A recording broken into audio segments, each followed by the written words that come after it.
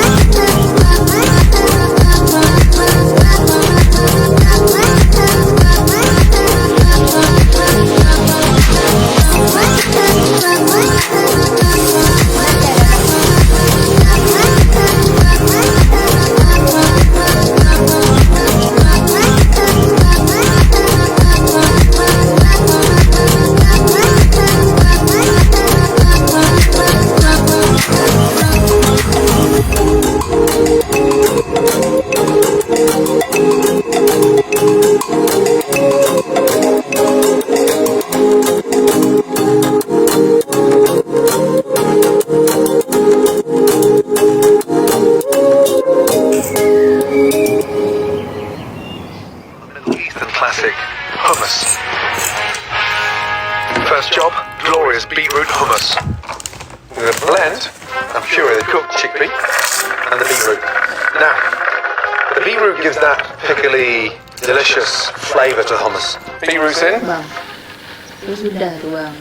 Tadi nasi lemak ada 2 bungkus. Ini dengan ayam goreng dengan mi goreng. Kodok lagi. Ni. Dah habis. Astagfirullahaladzim. Bang, obes nanti bang macam ni. Allah, yang awak ni sama je dengan orang lain. Abang makan tak susahkan orang pun. Tak apa best. Yang penting bahagia tau. Bahagialah sangat tu. Tu baju tu mana tak muat dah tu. Dalam hari tu apa je yang ada boleh pakai. Tak muat lah ni. Alah, makan tak banyak. Lebih lambat.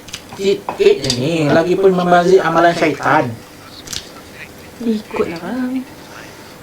Nak try. Cuba makan sedap. Makan tidur pun. Nikmat dunia tau. Awak kan tahu. Abang makan tak susahkan orang pun. Tak apa best. Yang penting bahagia tau.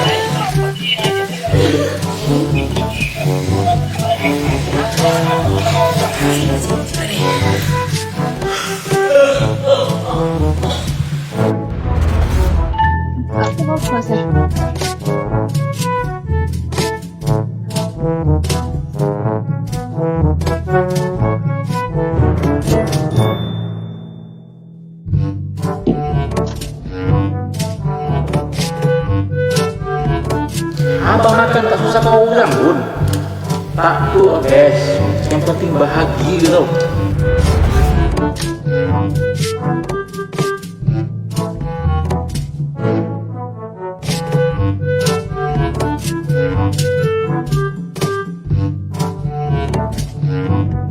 Abang makan tak susahkan orang pun. Tak apa best. Yang penting bahagia tau.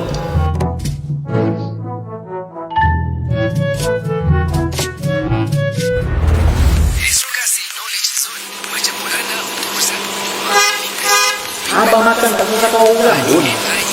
Tak apa best. Yang penting bahagia tau.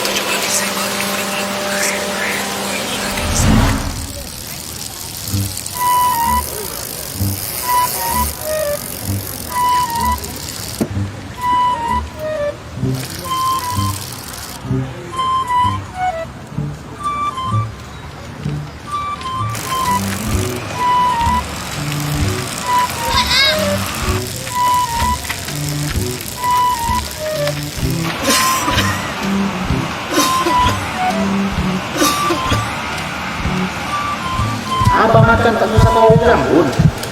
Tak apa best. Yang penting bahagia tau.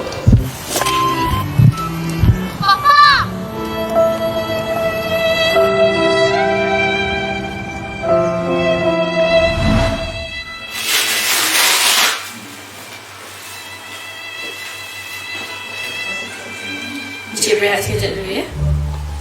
Nasi doktor sama.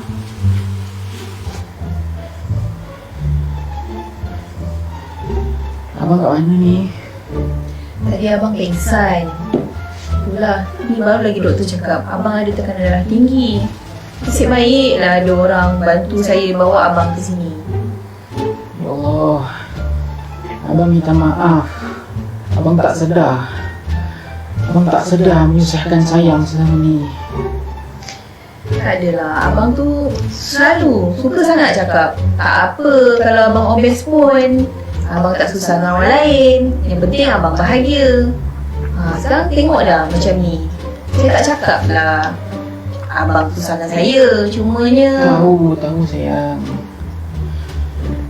Abang minta maaf. Minta maaf untuk semuanya. Abang tak sedar abang akan menyusahkan orang lain. Tapi nak turunkan berat badan ni susah. tak apalah bang. Okeylah macam ni. Mulai daripada hari ni saya bantu abang untuk turunkan berat badan. Tapi abang kena janji dengan saya, abang pun kenalah semangat. Okay, tapi abang kena ingat, badan sihat, diri gembira, orang sekeliling pun bahagia.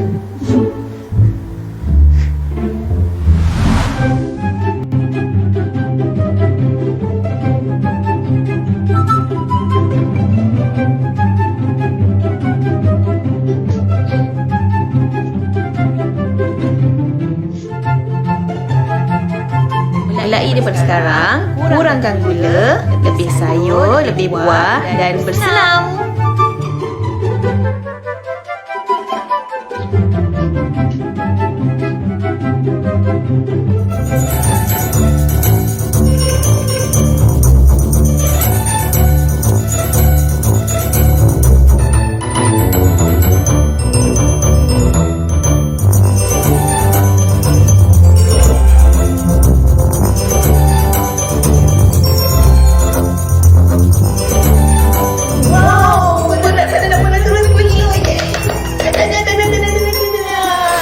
Obesiti boleh meningkatkan risiko kepada penyakit berbahaya seperti darah tinggi, kencing manis, penyakit jantung dan beberapa jenis kanser. Jadi, amalkan makan secara sihat iaitu seimbang, sederhana dan pelbagai sebagai satu gaya hidup berpanjangan. Ikutlah konsep pinggan sihat Malaysia, suku separuh, iaitu suku daripada pinggan anda adalah daripada kumpulan karbohidrat, suku lagi daripada kumpulan protein dan separuh daripada pinggan anda adalah daripada kumpulan sayur-sayuran dan buah-buahan. Selain itu, pengambilan buah dan sayur yang cukup dapat membantu dalam proses penurunan berat badan dan mencegah daripada penyakit. Jom ambil buah dan sayur yang cukup iaitu 3 hidangan sayur dan 2 hidangan buah setiap hari.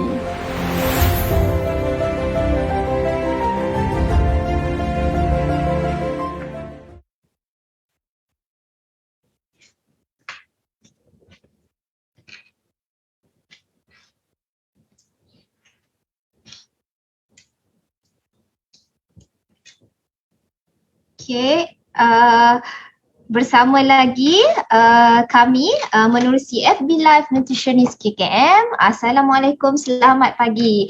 So hari ini kita ada satu topik, topik yang agak menarik sekarang pada musimnya. Topik yang bertajuk Raja Buah, beri manfaat atau mudarat. Jadi siapa di sini yang orang kata hantu durian? Raja Buah ni hantu durian lah. So sebelum kita teruskan tentang apa manfaat dan apa mudarat Raja Buah, iaitu durian ni, kita berkenalan dulu dengan Raja Buah atau durian ni. Okey, Raja Buah atau durian ni di Malaysia kita ada lebih dari 200 jenis varian ataupun variety, 200 lebih jenis yang ada di Malaysia, antaranya D2, D24, D168, yang mungkin agak glamour adalah D197.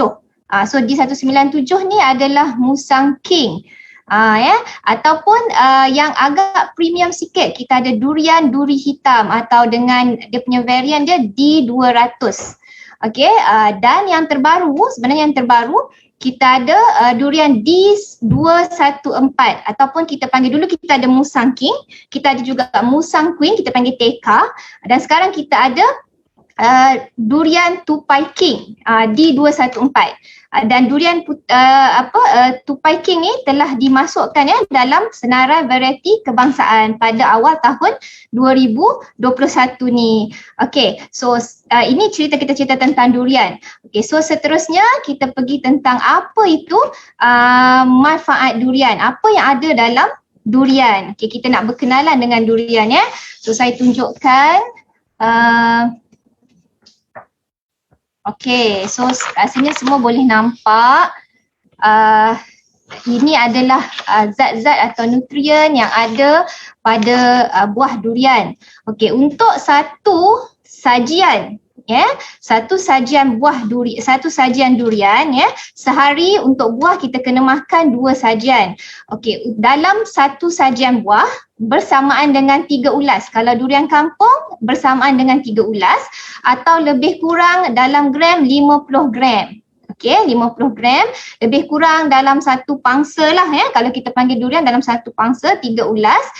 Kalori dia adalah sebanyak 83 kalori ataupun 80 kalori untuk satu sajian buah untuk 3 ulas. Itu kalau durian kampung.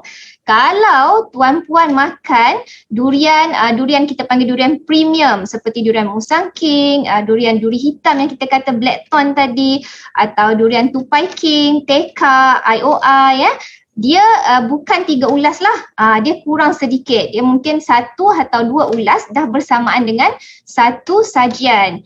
Okey, 80 kalori ni sebenarnya dia bersamaan dengan lebih kurang 1 sendok nasi. Tinggi kalori durian satu sajian 3 ulas bersamaan dengan 1 sendok nasi. Dan durian ni antara banyak-banyak buah memang kandungan kalori dia yang paling tinggi lah 80, sebab kebanyakan buah lain kandungan kalori dia 60 hingga 70 sahaja. Okey, jadi bayangkan kalau tuan-puan makan bukan 3 ulas tapi 1 biji durian. Dalam 1 biji durian tu mungkin mengandungi 12 hingga 15 ulas durian. Okey, dari mana datangnya kalori yang banyak ni daripada durian? Okey, dia ada 3 penyumbang kalori atau makronutrien daripada durian, iaitu karbohidrat. Untuk satu sajian yang kita kata 3 ulas tadi bersamaan dengan 15 gram karbohidrat atau bersamaan dengan 1 sendok nasi. Kita nak buat perbandingan karbohidrat ni paling senang 1 sendok nasi. Jadi dah makan 3 ulas durian kampung tu seolah-olah kita dah makan 1 sendok nasi. Okey, protein untuk 3 ulas durian kampung tadi bersamaan dengan 1.5 gram protein dan lemak bersamaan dengan 1.8 gram. So buah durian ni di antara buah yang mengandungi lemak, sebab buah-buah lain, kebanyakan buah-buah lain tidak mengandungi lemak atau lemak dia tidak sampai 1 gram pun. Tetapi untuk durian lemaknya mencapai untuk 3 ulas tadi 1.8 gram. Jadi karbohidrat, protein dan lemak ini menyumbang kepada jumlah kalori atau tenaga yang banyak di dalam durian. Okey. Seterusnya durian ini dia mengandungi lemak, tetapi jangan salah faham, durian tidak ada kolesterol, kosong kolesterol, 0 miligram kolesterol. Kerana mana-mana buah atau sayur pun, tumbuh-tumbuhan memang tidak ada kolesterol. Jadi kita kena tahu yang tu. Cuma durian ni dia ada lemak yang tinggi sedikit berbanding buah-buah lain. Okey. Seterusnya, dia juga mengandungi kalsium. Kalsium ni digunakan untuk kita nak bina tulang, untuk gigi.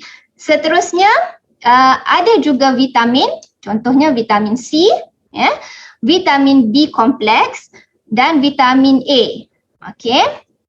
Pada masa yang sama, durian ni juga mengandungi kalium. Atau kita panggil potasium sebanyak 37.7 mg bagi 3 ulas tadilah untuk satu sajian. Jadi apa kepentingan kalium atau potasium ni? Antara kepentingan atau fungsi kalium atau potasium kepada tubuh kita, maksudnya apabila kita makan durian, dia ada kalium dan potasium, dia membantu untuk mengawal degupan jantung kita, ya. Seterusnya untuk mengawal atur sistem saraf dan juga otot kita. So itu kepentingan atau kebaikan manfaat bila kita makan durian. Okey. Seterusnya pada durian juga kita ada ferrum ataupun zat besi, iaitu untuk membantu pembentukan sel darah merah, dan pada masa yang sama dalam durian juga ada folat atau asid folat. So kedua-dua nutrien tersebut amat penting terutama bagi wanita hamil. Pada masa yang sama kita kena ketahui dalam durian juga ada garam ataupun kita panggil natrium, ya. Natrium atau sodium lah, ya, di dalam durian ini. Okey, dalam durian juga, okey, so yang ni tak ada dalamnya. Dalam durian juga kita ada serat sebanyak 0.9 gram. So apa kepentingan serat? Serat ni adalah untuk membantu sistem perlawasan kita. Sebab serat di dalam durian ni adalah serat tak larut. Ya, jadi bila dia masuk dalam sistem pencernaan kita, dia membantu proses pencernaan atau proses pembuangan air besar. Okey, so yang tu antara khasiat-khasiat dia lah. Okey. Selain daripada tu, okey, dalam durian tadi ada juga kita panggil komponen ester dan sulfur. So ester dan sulfur ni inilah yang memberi bau dan rasa kepada durian yang kita makan. Ya, ester ni dia memberi rasa manis, manakala sulfur ni yang ada pada durian dia akan memberi rasa sedikit berbau macam busuk dan masam. Jadi setiap durian ni dia berbeza. Dia berbeza jumlah komponen ester dan sulfur. So sebab tu setiap durian tu dia mempunyai bau yang berbeza-beza lah. Okey. Dan ester dan sulfur ni dia mudah meruap. Ya, mudah meruap. Itulah yang memberi bau dari jauh kita dapat bau tersebut. Dan pernah ada satu kisah sebab kita sembang santai kita kongsikan satu peristiwa beberapa tahun lepas di RMIT Melbourne, University di Melbourne, di mana masa tu ada bau yang sangat busuk yang berada dalam sistem penghawa dingin universiti tersebut. Menyebabkan semua orang dipaksa keluar dan dikatakan ada gas beracun. Dan masa tu bomba pun datang. Dan didapati yang bau busuk tersebut adalah datangnya daripada durian yang disimpan di dalam salah sebuah peti simpanan para pelajar di situlah. Okay, so nak ceritanya memang dia punya bau tu memang sangat kuat lah. Dan sulfur yang ada pada buah durian ini juga, ini yang menyebabkan berlakunya pengaktifan protein yang kita panggil transient receptor potential atau TRPA1. So reseptor ni berada pada sistem penghadaman kita. Sebab tu ramai tertanya-tanya kenapa bila kita makan buah durian kita akan rasa panas. Kita akan rasa panas. Salah satu sebab dia ada dua sebab. Sebab pertama, bila kita makan durian, dia ada sulfur. Sulfur ni akan aktifkan TRPA1 tu lah pada sistem penghadaman, reseptor pada sistem penghadaman, menyebabkan berlakunya rasa burning sensation atau hyperthermia. Dia aktifkan reseptor tersebut lah, sulfur yang ada pada durian tadi. Dan benda yang sama yang ada pada durian ni berlaku juga pada bila kita makan contohnya halia, cili atau lada hitam. Sebab tu bila kita makan makanan-makanan ni kita akan rasa sedikit panas. Tetapi adakah dia menyebabkan kita rasa demam? Okey, sebenarnya dengan pengambilan jumlah sajian yang kita sarankan, maksudnya 3 ulas tadi, dia tidaklah menyebabkan sampai kita peningkatan suhu secara signifikan yang menyebabkan kita rasa terlalu panas. Tidak berlaku begitu Dia akan meningkatkan suhu yang signifikan apabila dimakan melebihi 500 gram. 500 gram ni lebih kurang 10 sajian lah. Sebab satu sajian 50 gram kan, lebih kurang 10 sajian lah, dia akan menyebabkan kita rasa panas nak demam. Sebab tu ada soalan tanya, kita borak santai, durian ni boleh makan tak dengan vaksin? Boleh makan tak dengan vaksin? Ada orang tanya. Ada orang makan dengan vaksin tiada masalah. Ada orang bila makan dengan vaksin dia menimbulkan masalah. Okey, sebenarnya bila kita makan durian, dia menyebabkan burning sensation atau rasa panas atau hyperthermia. Pada masa yang sama, apabila kita menerima vaksin, setengah daripada kita bila menerima dicocok vaksin, dia badan dia akan memberi tindak balas. Tindak balas di mana akan ada yang tangan dia bengkak, demam, letih, ada juga yang loya, ada juga yang tertidur, rasa nak tidur sepanjang hari. So, bagi mereka yang ambil vaksin dan ada tindak balas yang menyebabkan demam, okey, jadi kita sebenarnya boleh, secara prinsip pemakanannya boleh, cuma kalau dia ambil vaksin dan dia demam pada masa yang sama, dia makan buah durian dengan jumlah yang banyak sehingga menyebabkan peningkatan suhu badan. Jadi kedua-dua perkara tersebut mampu menyebabkan seseorang individu tu merasa tidak selesa, berasa sangat panas lah daripada kesan vaksin dan juga daripada makan durian dengan jumlah yang banyak. Okay. Dan sulfur yang kita cerita pada durian ni, sulfur yang ada pada durian tu dia masuk dan sebenarnya sulfur ni dia juga menghasilkan gas lah, gas hidrogen, dia masuk dalam usus, diproses oleh bakteria dan menghasilkan gas hidrogen sulfida.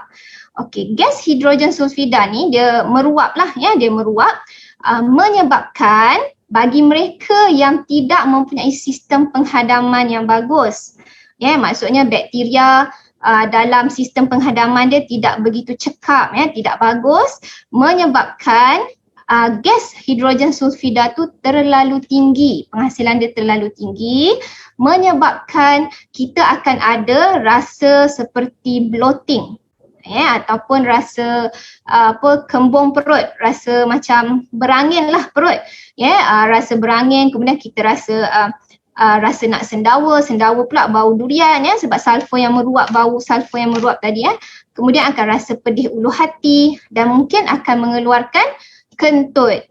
Kentut tu pun bau durian sebab dia hidrogen sulfida yang termeluap tadi. Okey, jadi itu cerita tentang sulfur lah, bagi mereka di luar sana yang bertanya, boleh tak vaksin, selepas vaksin nak makan durian? Jadi sebenarnya secara prinsipnya tidak ada masalah, tetapi bagi mereka yang ada tindak balas selepas vaksin yang menyebabkan demam, mungkin tidak selesa bagi dia untuk makan durian selepas divaksin lah. Tapi dia tak ada seperti yang dimitoskan bahawa vaksin akan bergaduh, vaksin tu dia sejuk, kemudian sebab disimpan pada suhu negatif 70 contohnya, kemudian dengan durian yang panas, so dia akan bergaduh dalam perut kita, dalam usus kita, menyebabkan komplikasi yang lebih serius. Tidak begitu, jadi betulkan mitos anda itu. Okey, so seterusnya, dalam durian ni tadi kita kata ada makronutrien iaitu protein. Okey, protein dalam durian ni, salah satu komponen protein dalam durian ni adalah tryptophan. Okey, so tryptophan ni adalah sejenis protein yang mampu memicu ataupun melonjakkan hormon kegembiraan, hormon ketenangan, iaitu hormon serotonin dan melatonin. Oleh itu, sebab tu bila kita makan durian, kita akan rasa seronok. Bagi mereka yang suka makan durian lah, kita akan rasa seronok dan kita akan rasa nak makan lagi. Kerana peranan hormon serotonin yang meningkat tu disebabkan oleh kehadiran triptofan dalam durian tersebut. Okey, pada masa yang sama, dalam durian ni ada sejenis lagi protein yang kita panggil tyramine. Dalam durian ni best, nama-nama protein dia tryptophan, tyramine, tyramine, tyramine. Okey, tyramine ni sejenis asid amino daripada tyrosin. Okey, bagaimana terjadinya tyramine ni? Tyramine ni secara umumnya dia tidaklah terlalu tinggi di dalam durian, tetapi dia boleh meningkat, dia boleh bertambah apabila durian itu terlalu masak atau diperam terlalu lama. Kehadiran jumlah tyramine dalam durian tu akan meningkatlah. Dan juga jika dia berada pada suhu bilik. Okey, contoh-contoh makanan yang ada tyramine ni adalah contohnya keju, daging salai, acar, tu makanan-makanan yang ada tyramine.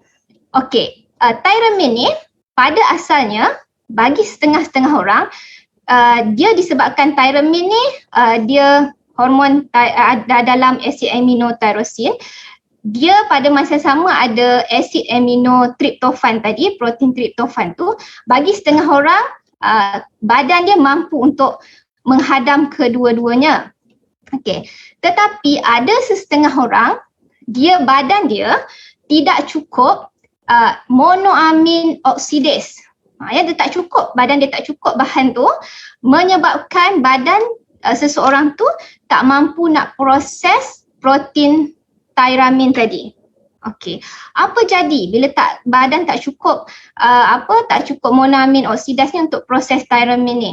Menyebabkan tyramine ni meningkatlah berkumpul dalam badan, tak diproses, berada dalam badan kita, menyebabkan badan kita melepaskan hormon dopamin dan epinefrin. Kedua-dua hormon ni sebenarnya untuk penghasilan tenaga. Tapi sebab badan kita bila dah terlalu banyak hormon tersebut ditambah dengan peningkatan tyramine tu, menyebabkan ada setengah-setengah orang tu akan berlaku kesan sampingan, iaitu rasa macam loya, simptom seperti loya, rasa nak muntah, rasa pening bila bau durian kan. Dan pada masa yang sama dia akan menyebabkan pengecutan salur darah. Pengecutan salur darah yang terlampau boleh menyebabkan migraine. Sebab tu ada setengah orang boleh bau durian, dia suka bau durian, tetapi ada setengah orang bila bau atau makan durian dia akan rasa nak muntah, rasa pening. Jadi janganlah kita merendah-rendahkan, sebab memang badan dia tak mampu nak proses tyramine tersebut. Dan pada masa yang sama dia menyebabkan peningkatan tekanan darah, dan dalam keadaan tertentu selain daripada migraine boleh menyebabkan juga kembung ataupun gastrik bagi mereka yang tak mampu nak proses tyramine ni. Jadi apa yang kita nak buat pada mereka yang ada masalah tak mampu nak proses tyramine ni, yang mana bila makan durian je rasa nak muntah, rasa pening. Pertama yang kita boleh buat adalah kita kena makan durian tu pada suhu yang sejuk, bukan suhu bilik. Sebab pada suhu bilik tyramine tu dia lebih aktif di dalam badan kita lah masa nak makan tu. So dalam suhu yang sejuk. Kedua, dia bukan diperam atau difermented lah. Maksudnya dalam bentuk tempoyak, itu kurang sesuai bagi mereka yang rendah tyramine ni. Yang bukan rendah tyramine, yang tak cukup monoamin oksidase untuk digest tyramine daripada durian ni. Dan mereka yang ada masalah nak menghadam tyramine ni juga pada masa yang sama kena mengelakkan beberapa jenis makanan. Pertama, makanan yang ada kafein atau minuman yang ada kafein. Contohnya kopi, teh, dan coklat. Sebab tu ada mitos yang mengatakan tak boleh makan durian dengan kopi.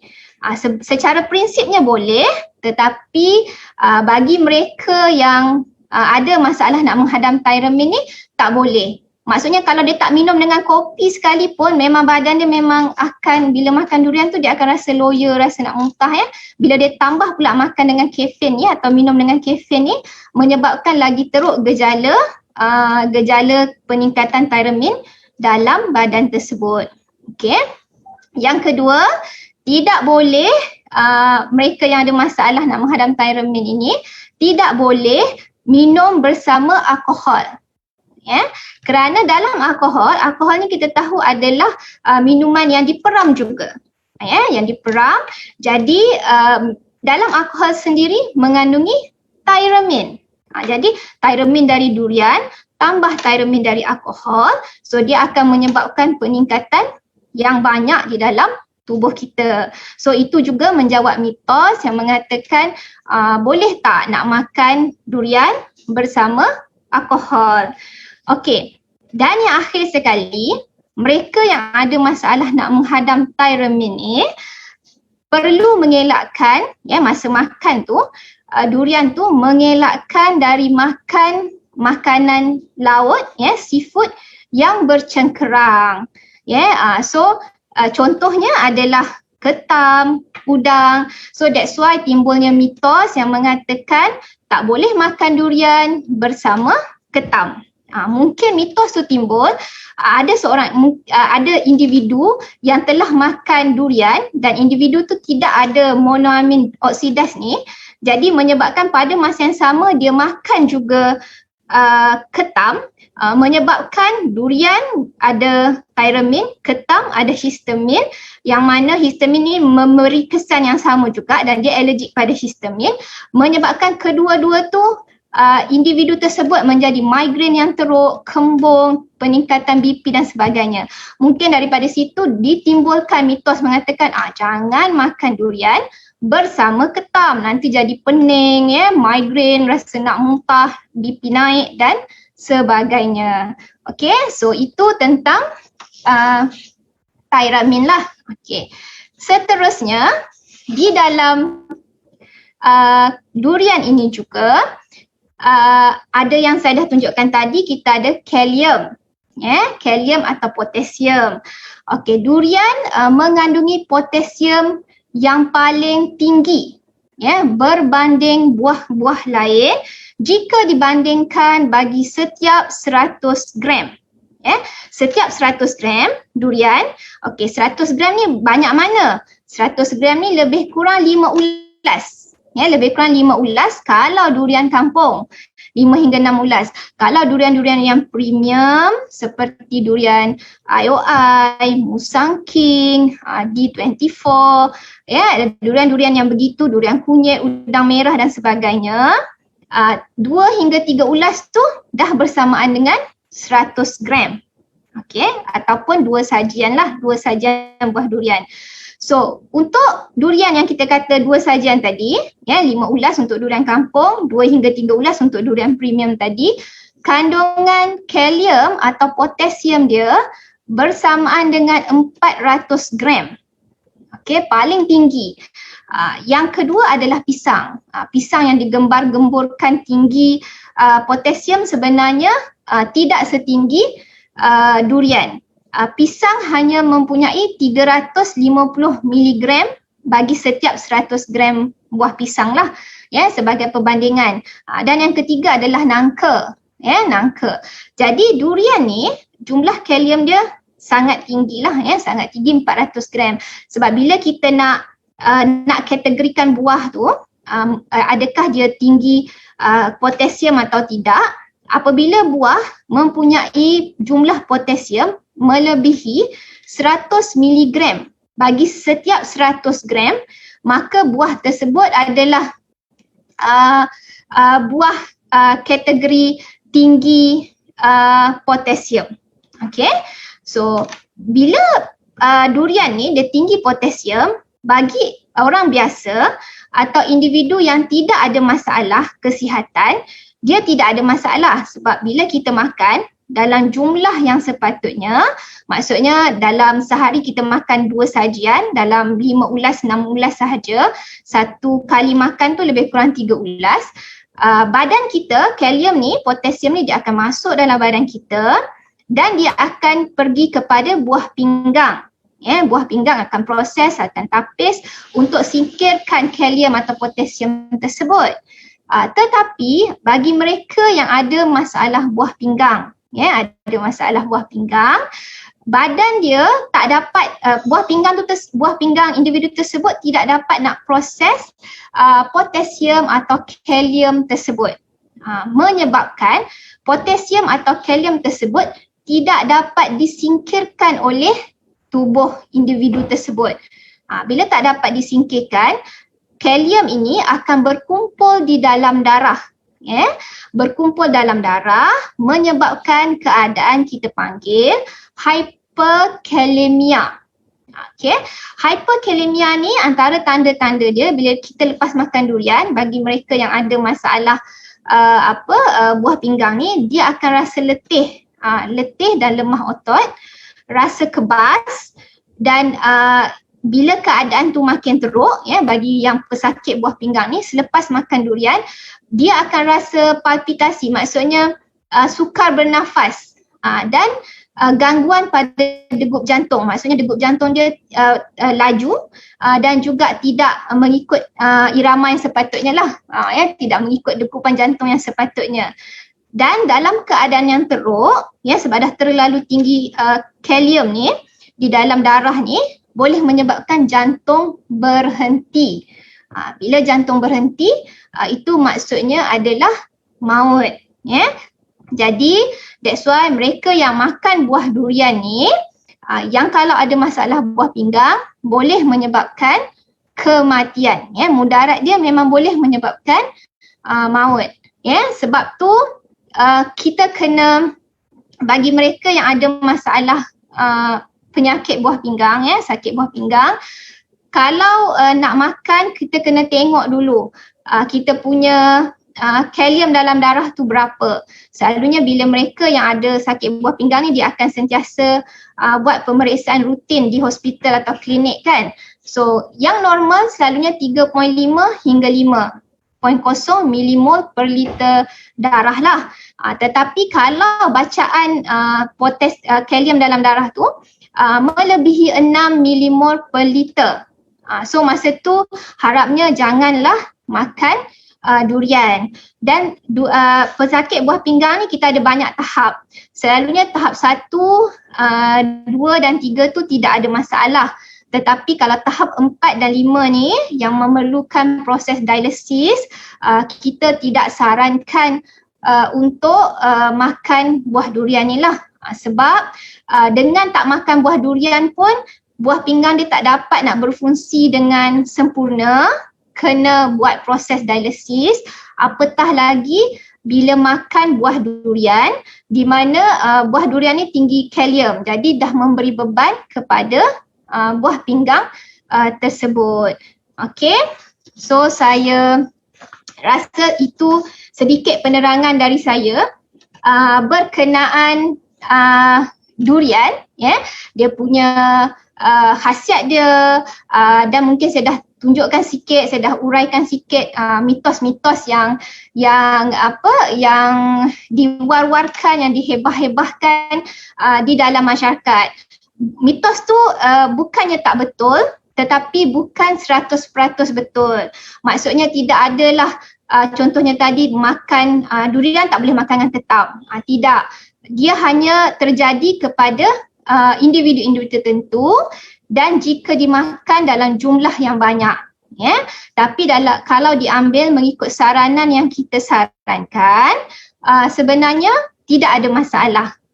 Kita tak boleh nak pukul rata lah kata tak boleh makan durian ni dengan ketam, tak boleh makan durian ni selepas vaksin contohnya.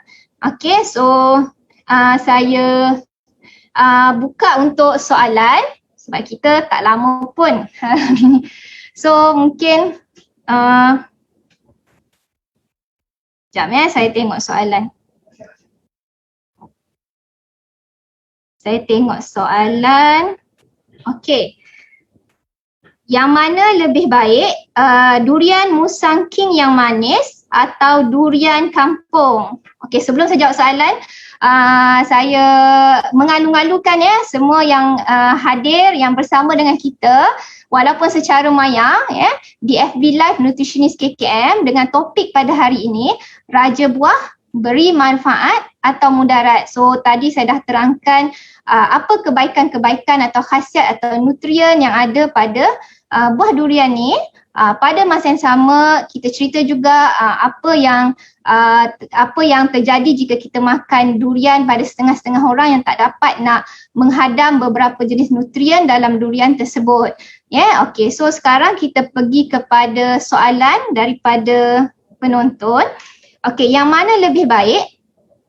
Durian Musang King yang manis atau durian kampung? Okey, yang mana lebih baik? Semuanya pun baik. Kita ada variety yang banyak, 200 lebih. Dia tidak ada masalah nak makan durian yang mana. Cuma pastikan mengikut saranan yang kita gariskan lah. Kalau durian kampung, satu sajian maksudnya sekali makan, satu sajian untuk buah durian bersamaan dengan 3 ulas. 3 ulas. Tetapi kalau durian-durian yang premium, macam contohnya dalam soalan ni durian Musang King atau Musang Queen, Teka atau durian kunyit, udang merah, IOI, jumlah untuk satu sajian bersamaan dengan 1 hingga 2 ulas sahaja. Jadi terpulang kalau ada setengah individu dia suka pada rasa buah yang lemak, yang tebal, dia boleh pilih durian-durian yang premium ni lah. Tetapi jumlah dia boleh makan tu hanya 1 ulas atau 2 ulas sahaja. Tetapi ada individu dia suka durian kampung sebab isi dia nipis, jadi dia boleh makan dengan jumlah yang lebih banyak lah, 3 ulas, 3 ulas. Jadi terpulang kepada individu masing-masing. Dari segi khasiat, bila satu sajian yang sama, jumlah karbohidrat, protein, lemak, triptofan, kalium dan sebagainya adalah lebih kurang sama. Tidak ada beza. Cuma dari segi rasa yang tu manis sikit, berlemak, yang ada durian yang jenis yang pahit sikit. So itu saja yang membezakan dia. Dan lagi satu mungkin beza harga lah. Okey, beza harga. Tetapi apa yang nak makan sama je. Kalau ikut sajian tak ada masalah. Okey, soalan yang kedua. Lebih baik dimasak atau makan begitu saja? Okey, kalau tanya lebih baik dimasak ni maksudnya jadikan dalam bentuk serawa, pulut durian, bubur kacang, taruh durian, durian krip, kek durian, roti durian, sekarang macam-macam lah, aiskrim durian dan sebagainya. Okey, dari segi sudut pemakanan, dari sudut kesihatan, seeloknya mana-mana buah pun kita galakkan, kita sarankan makan buah-buah yang segar. Maksudnya yang tidak dimasak lah. Kerana buah-buah segar ni dia lebih memberi vitamin, lebih banyak vitamin lah berbanding bila dia dimasak. Okey, contohnya kalau buah durian ni kita ada vitamin A, vitamin B kompleks, kita ada vitamin kompleks seperti asid folik dan sebagainya. Kita ada vitamin C pada buah durian tersebut. Tapi kita kena tahu vitamin B dan C ini dia senang hilang apabila dalam keadaan yang panas dan terdedah kepada udara. Oleh itu apabila kita masak, kita buat serawa, kita buat pulut durian ataupun kita makan dengan roti jala ke buat kek dan sebagainya, akan berlaku proses masak tu proses haba, pemberian haba kepada durian tersebut, dan of course itu menyebabkan vitamin B dan C akan berkurang ataupun hilang daripada durian tersebut. Okey, pada masa yang sama juga apabila buah durian ni dimasak, dijadikan dalam bentuk macam-macam lah, sekarang cucur durian pun ada, menyebabkan kita akan menambah kalori daripada bahan-bahan yang digunakan. Contohnya ada kalau kita buat serawa, pulut durian kita akan gunakan santan. Pulut tu juga sendiri karbohidrat. daripada gula melaka, katalah kita buat cendol durian, kita ada daripada gula melaka, ataupun kita gunakan gula putih kalau kita buat serawa ke kek dan sebagainya. Jadi dia menambahkan kalori, menambahkan gula, menambahkan lemak kepada dishes tersebut lah, makanan tersebut yang telah dimasak. Jadi seeloknya ambil yang segar lah, yang masak lah, yang bukan yang dimasak, yang segar lah, yang segar, bukan yang dimasak kepada pencuci mulut atau makanan-makanan yang lain lah, terutama bagi mereka yang nak mengawal berat badan lah, dan yang ada penyakit. Okey, berapa sajian durian yang disarankan untuk diambil pesakit yang ada kolesterol tinggi? Okey, seperti yang saya dah terangkan tadi, durian tidak ada kolesterol, tidak ada kolesterol. Jadi dia bukan makanan yang tinggi kolesterol yang perlu dielakkan oleh mereka yang berkolesterol tinggi. Tetapi pada masa yang sama kita kena tahu mereka yang tinggi kolesterol ni, dia perlu juga elakkan makanan-makanan yang tinggi lemak. Jadi dalam durian ni kita ada lemak lah, lemak sedikit lemak. Tapi bagi mereka yang tinggi kolesterol sebenarnya tidak ada masalah, kecuali yang saya terangkan tadi, mereka yang ada sakit buah pinggang dan juga diabetes lah, diabetes sebab gula tinggi. Mereka yang ada masalah tersebut perlu berhati-hati. Tapi mereka yang tinggi kolesterol sebenarnya tidak ada masalah untuk makan buah durian, tetapi kena pastikan makan mengikut saranan yang kita sarankan lah, yang kita tetapkan.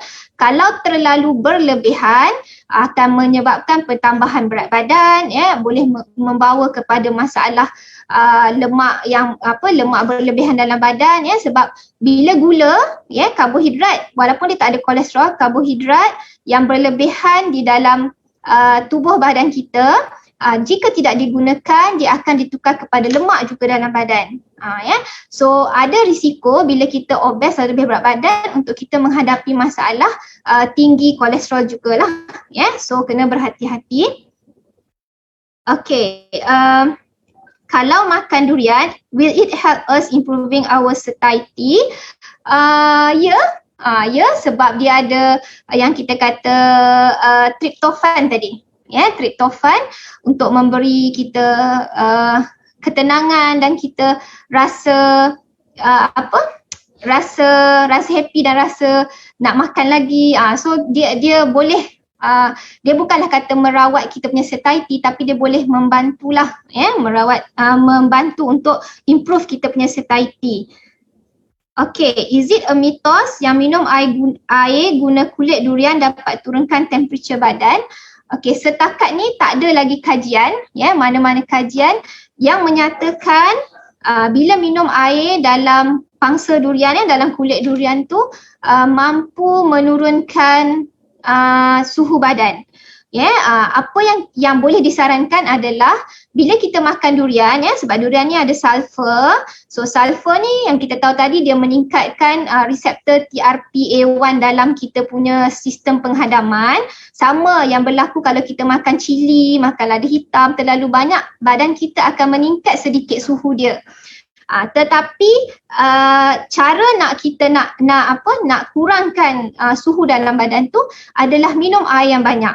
Tak kisah nak minum dalam cawan, dalam tupperware, dalam kulit durian, mana-mana, asalkan jumlah air yang diminum itu mengikut saranan Piramid Makanan Malaysia 2020, 6 hingga 8 gelas sehari, itu sudah mencukupi untuk kalau kita makan durian dalam jumlah saranan yang kita tetapkanlah.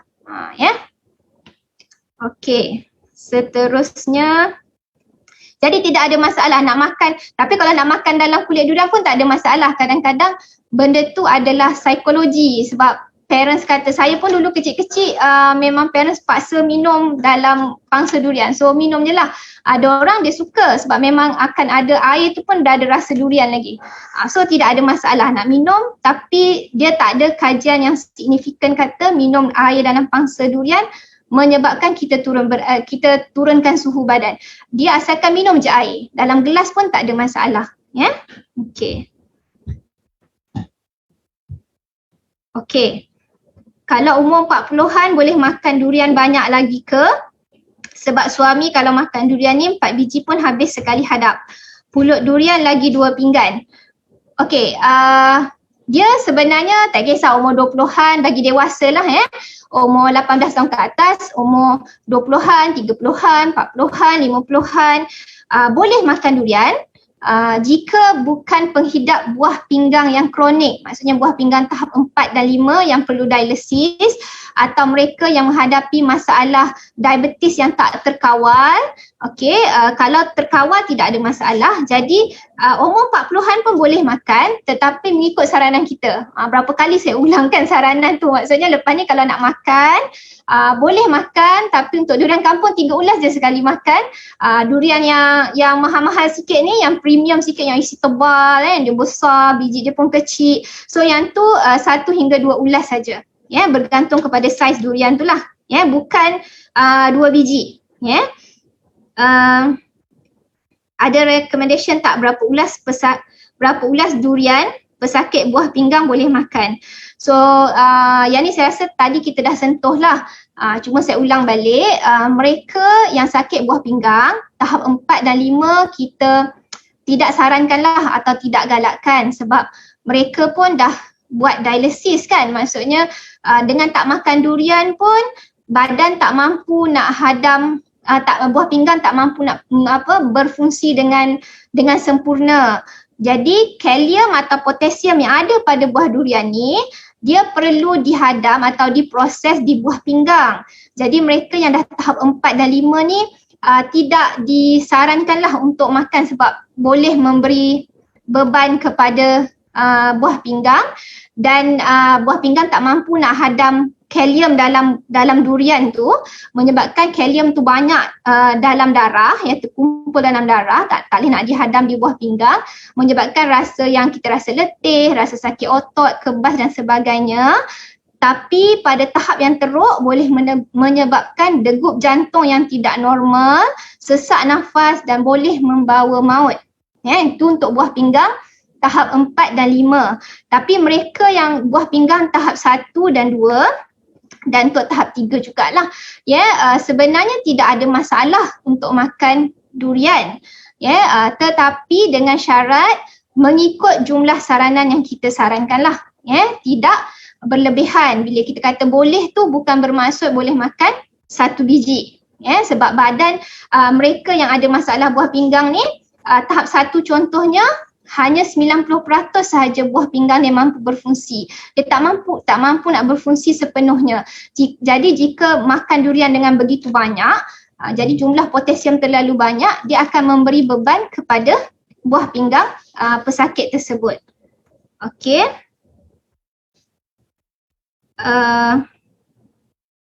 Adakah maksudnya bukan durian sahaja, tetapi buah-buah lain juga akan memberikan kesan yang sama kepada orang yang kurang monooksidase atau suka proses tyramine? Ada orang yang memang yang dia tak cukup atau kurang monoamin oksidase ni, dia memang sukar untuk proses tyramine. Dia memang akan beri kesan yang sama kalau dia makan makanan yang tinggi tyramine tadilah. Yang tinggi tyramine. Apa saja buah ataupun makanan-makanan yang tinggi tyramine tadilah. Macam contohnya acar, keju, dia selalunya makanan yang diperam ataupun yang dimasak terlalu masak sangat. Sebab tu ada orang bila makan macam ni, contohnya acar contohnya kan, makan terlalu banyak, kemudian badan dia tak cukup monoamin oksidase, tak dapat nak proses tyramine tu, dia akan rasa macam kadang-kadang rasa orang kata rasa nak muntah, rasa pening kepala. Dia boleh berlaku dalam keadaan tersebut lah. Okey, ada soalan lain lagi? Tak ada dah ya.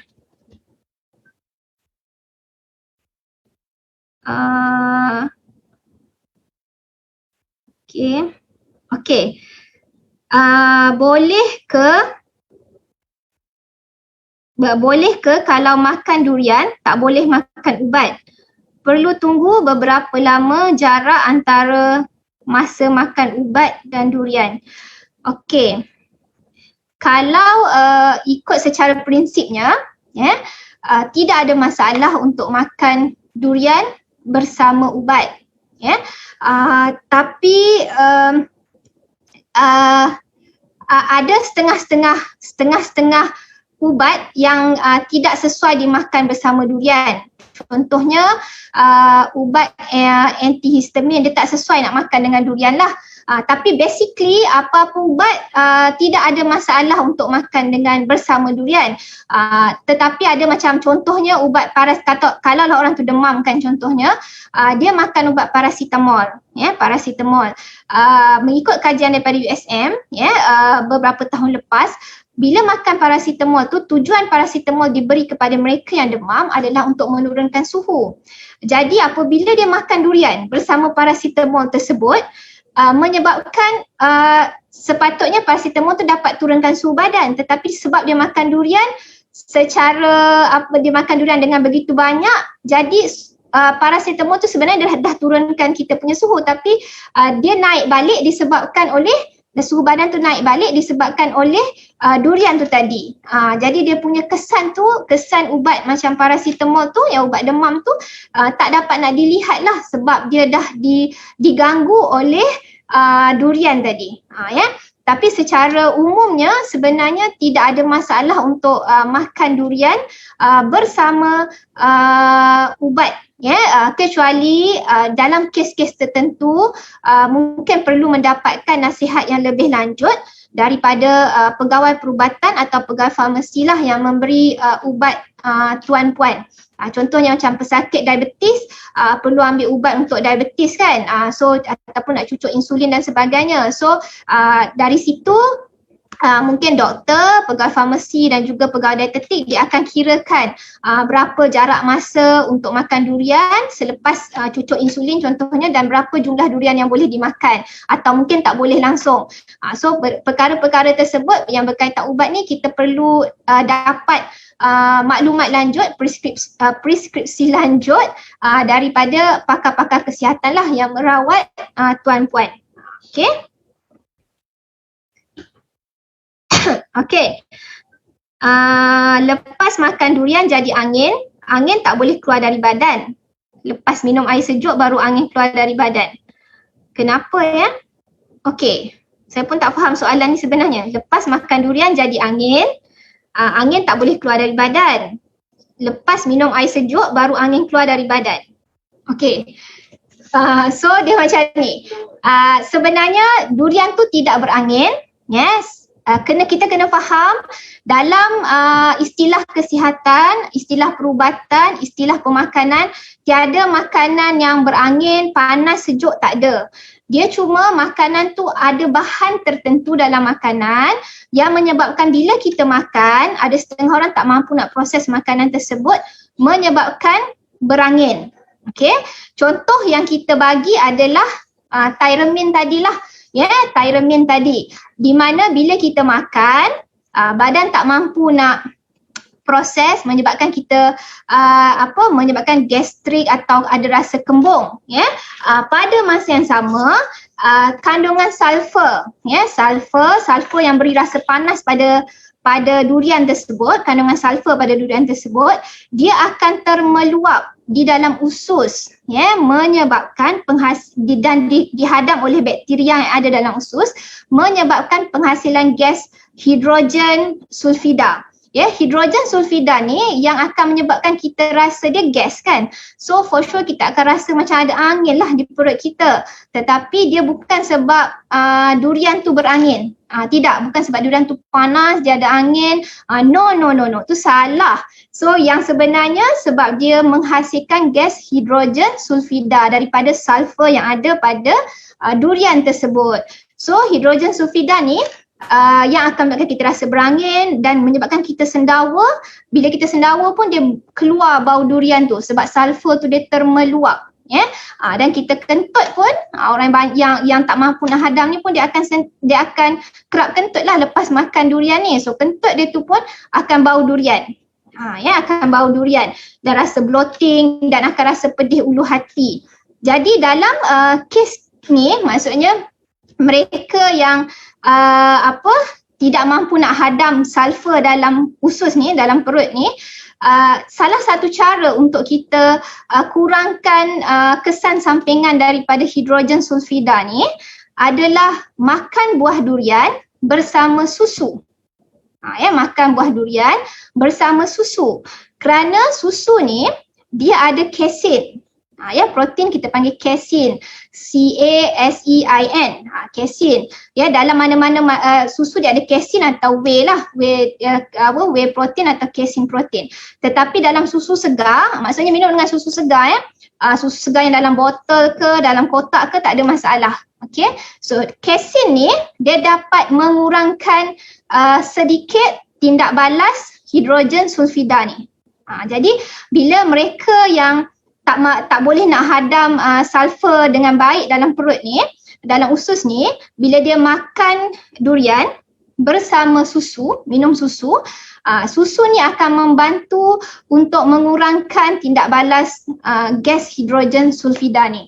Jadi tak adalah rasa macam tak selesa, rasa macam kembung perut, bloating, pedih ulu hati tu dia akan berkurang lah. Pada masa yang sama, selain daripada casein pada susu, kita juga boleh makan durian ini bersama air kelapa. So tips tu, dia bukan mitos, tips tu, tips pemakanan yang betul. Jadi boleh bersama air kelapa dengan syarat air kelapa yang air kelapa betul-betul ori lah, bukan yang tambah gula dan sebagainya. Dan dalam jumlah yang disarankan lah, maksudnya air kelapa tu dalam satu gelas sahaja, tak lebih. Okey, so kedua-dua minuman tersebut dia mampu mengurangkan tindak balas gas di dalam kita punya usus. Jadi tak adalah kita rasa macam bloating, kembung perut dan sebagainya lah. Okey. Ada lagi soalan?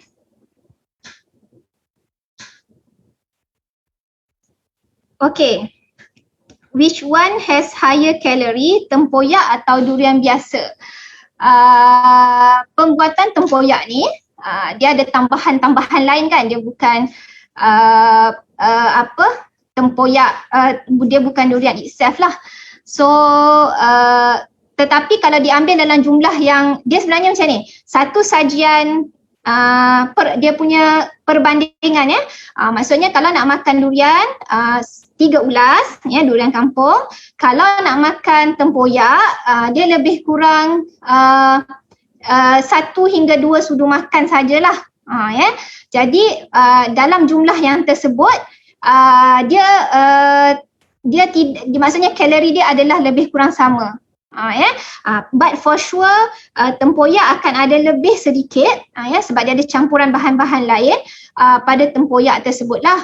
Dan lebih-lebih lagi tempoyak kita tidak makan tempoyak saja, kita akan makan bersama nasi, lauk dan sebagainya lah. Dan pada masa yang sama tempoyak ni kalau mereka jenis yang bila makan durian dia rasa migraine dia tak boleh bau durian rasa kembung dan sebagainya, perlu dielakkan untuk makan tempoyak ni lah. Sebab maksudnya dalam keadaan tersebut mereka kekurangan kekurangan monoamin oksidase lah untuk memproses tyramine yang ada pada durian ni. So bila kita peram durian ni akan menyebabkan jumlah tyramine tu semakin meningkat, semakin banyak lah dari buah durian yang segar. Okay. Ada soalan lain lagi? Ada soalan lain lagi tak?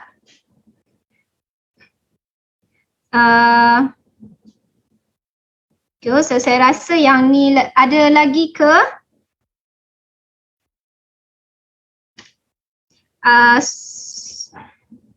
Saya rasa kita pun dah bersiaran selama hampir sejam, so dah banyak dah kita cerita. Sebenarnya makanan ni bila kita cuba nak rungkaikan, kita nak mendalami dia punya khasiat dia, sebenarnya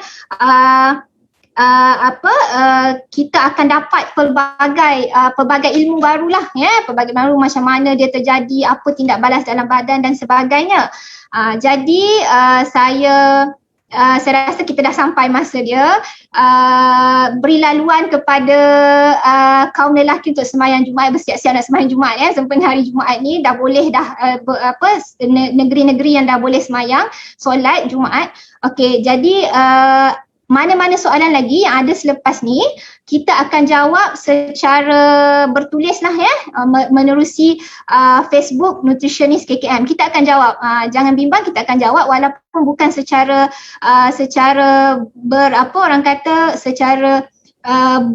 bersemuka macam ni. Kita akan jawab secara ditulis lah, kita akan menulis lah jawapan dia.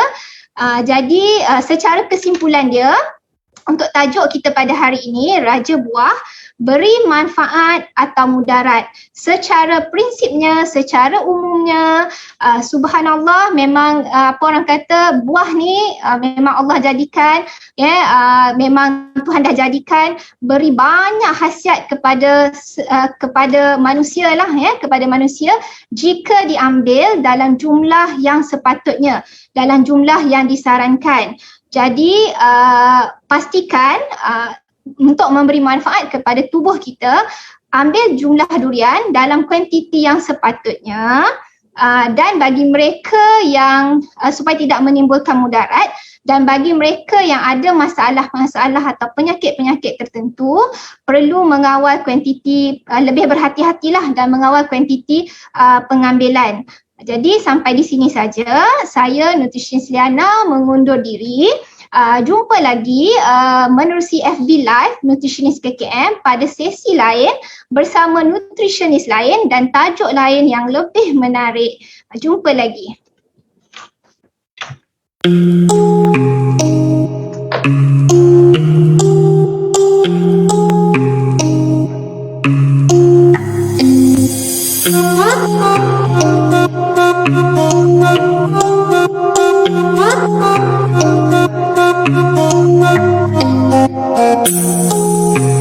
Dah boleh keluar kan?